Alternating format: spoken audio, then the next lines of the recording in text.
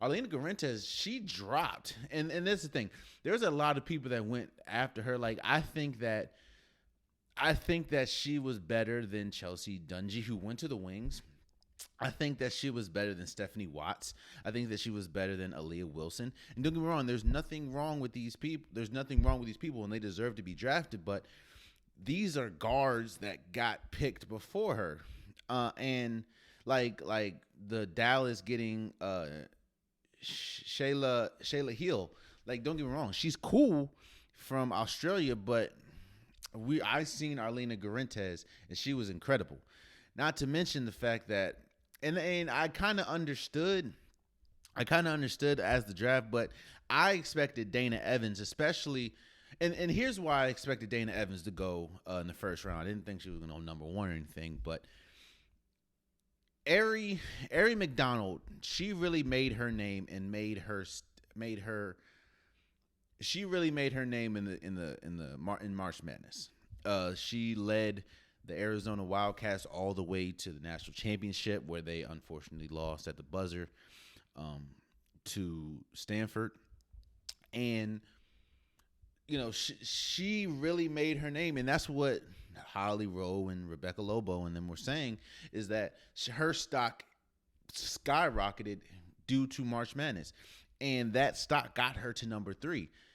Now, do I think that she would have been drafted? Yes, I think that she was good enough, especially how she scores. I think she was good enough to get drafted, and I think that she would have got drafted, but I think that she wouldn't have got drafted at number 3. I think that due to her success in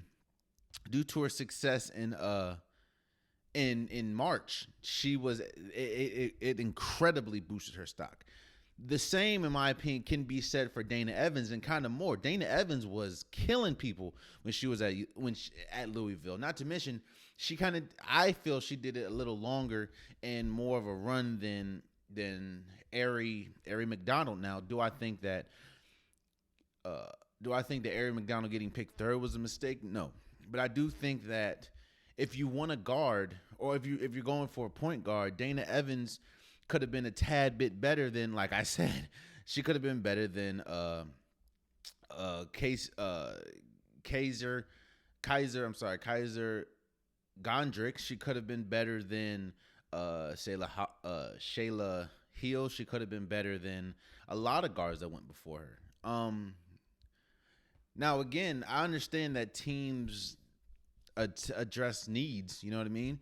But again, you pick people that play the same position that I feel could have done better than her. And she, like I said, she went to Dallas, which is cool. But again, and that's why I said Dallas got a ton of guards, because they've had guards there. But it's just confusing. It's confusing why some people dropped. It was confusing why Elena it was confusing why Elena Garentes fell. It was kind of confusing why Dana Evans fell. It was kind of confusing why Dejerna Carrington from Baylor, why she fell.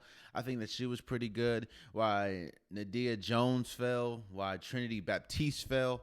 It was just a little confusing. I'm not here. I'm not in these war rooms. I'm not the one making a decision. I would be the last person to make a decision. It just doesn't make sense to me. But again, shouts out to all the women. All the women that got drafted deserve to be drafted. And there's a lot of women that didn't get drafted that I feel will still be able to make it to the league and have a huge impact. You know what I mean? But I do, and shouts out to even I said this on Twitter. Shouts out to Kiana Jeter. Kiana Jeter is a guard from Towson. She's the first guard from Towson to ever get drafted. I think that's huge for the school, man. I know they had what's his name? I forgot his name, but she's the first woman that get drafted from Towson. Now, being from the DMV, that's pretty huge.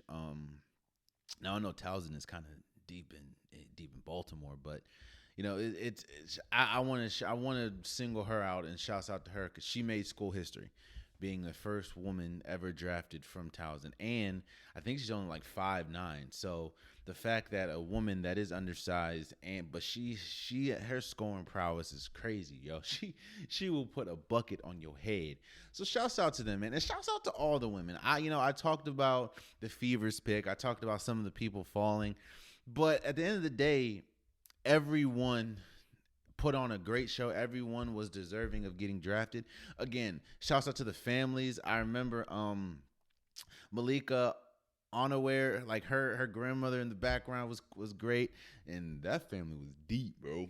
And I just like the fact that I think I told you this before when I think the WNBA did it the first time. I think that we're forever seeing the draft, not just WNBA, but draft in general change. I think that, of course, when the world gets back right, if the world gets back right, I think that they'll have still the invite people to the draft. But I think that the leagues, the NFL, the NBA, the WNBA, the MLB, I think that they're going to utilize Zoom a lot more. I think they're going to utilize that whole interview from home, have the family in the background feel. Like, I feel they're going to do that more because I think it's been a huge success for the WNBA because what we've seen has been great.